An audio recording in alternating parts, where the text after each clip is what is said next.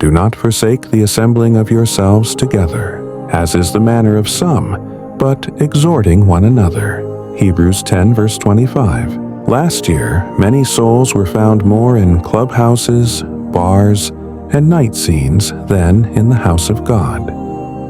While heaven scheduled encounters, you were absent.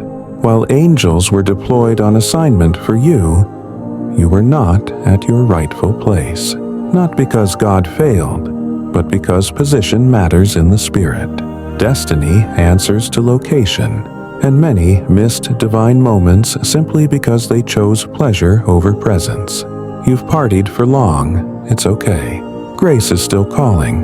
This time, trade those moments in noise for moments in God's house.